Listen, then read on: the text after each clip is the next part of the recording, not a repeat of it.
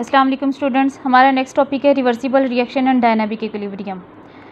In a chemical reaction the substances that combine, कल बताया था कि जो कंबाइन करते हैं वो रिएक्टेंट्स होते हैं, जो कंबाइन करने के बाद नया सब्सटेंस बनता है वो प्रोडक्ट होता है। एग्जांपल इसकी आए रिएक्टेंट एंड प्रोडक्ट की डेफिनेशन आपको आएगी तो आपने ये लिखनी है, साथ में आपने एग्जांपल लिखनी है हाइड्रोजन और ऑक्सीजन की, कि हाइड्रोजन और ऑक्सीजन कंबाइन होकर वाटर बनाते हैं, ये रिएक्टेंट है, ये दोनों हाइड्रोजन और ऑक्सीजन, और जो वाटर बनता है ये प्रोडक्ट है। विद एग्जाम्पल आप लिखेंगे तो ही आपको 2 मार्क्स मिलेंगे।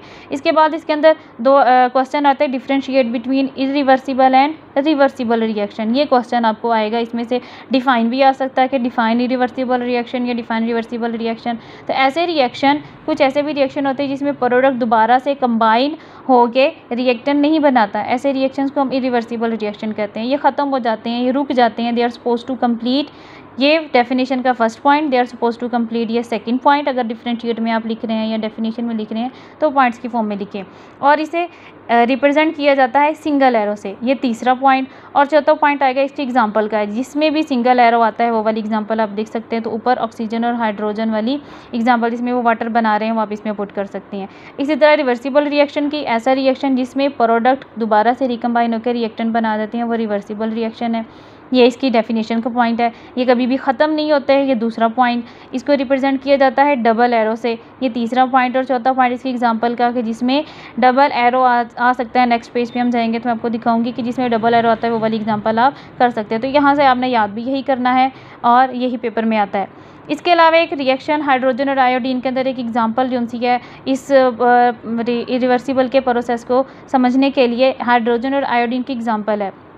इसमें one of the reactant iodine is purple while the product hydrogen iodide is colourless. एक रिएक्टेंट है आयोडीन, उसका कलर पर्पल है और हाइड्रोजन के साथ इसका रिएक्शन करवा रहे हैं, जिसका रिएक्शन करने के बाद जो आपका प्रोडक्ट बनता है वो हाइड्रोजन आयोडाइड का वो कलरलेस है। तो हम इसके रिएक्शन जो है इसको ऑब्जर्व करते हैं, जब हम गर्म करते हैं हाइड्रोजन और आयोडीन को तो vapours in a closed flask, आपकी फ्लास्क जो सी है या वो बर्तन जिसके अंदर हम रिएक्शन करवा रहे हैं वो बंद होना चाहिए। तो हाइड्रोजन आयोडाइड बन जाता है, इसके नतीजे में क्या होता है, पर्पल कलर जो है वो फेड्स, फेड्स का मतलब होता है गायब हो जाना, पर्पल कलर फेड्स, गायब हो जाएगा। And it reacts to form colourless hydrogen iodide. तो हाइड्रोजन आयोडाइड बन जाएगा hydrogen iodine and 2HI colourless. ये हीट का साइन है, हीट को रिप्रेजेंट करते हैं, नहीं आपने इसको गर्म करना है। अब हाइड्रोजन और आयोडीन ने जो हाइड्रोजन आयोडाइड बनाया ये रिएक्शन फॉरवर्ड रिएक्शन है। ऑन दी अदर हैंड अभी आपकी फ्लास्क या वो बर्तन जिसके अंदर आप रिएक्शन करवा रहे हैं वो क्लोज्ड ही होना चाहिए, ये बहुत ज़रूरी है। When only hydrogen iodide is heated, जब हम इस हाइड्रोजन आयोडाइड को जो बन चुका था ऊपर इसको गर्म करेंगे, दोबारा से हीट का साइन है, तो अगेन आपको हाइड्रोजन और आयोडीन मिल जाएंगे। ठीक है, आयोडीन वेपर्स फॉर्म में आपको सेपरेट हो जाएगा, हाइड्रोजन गैस की फॉर्म में सेपरेट हो जाएगी। तो क्या हो जाएगा इस रिएक्शन को, जिसमें दोबारा से इस प्रोडक्ट ने, हाइड्रोजन आयोडाइड वाले प्रोडक्ट ने दोबारा से रिएक्टेंट हाइड्रोजन और आयोडीन बना दिए हैं, ऐसे रिएक्शन को हम रिवर्स रिएक्शन कहते हैं।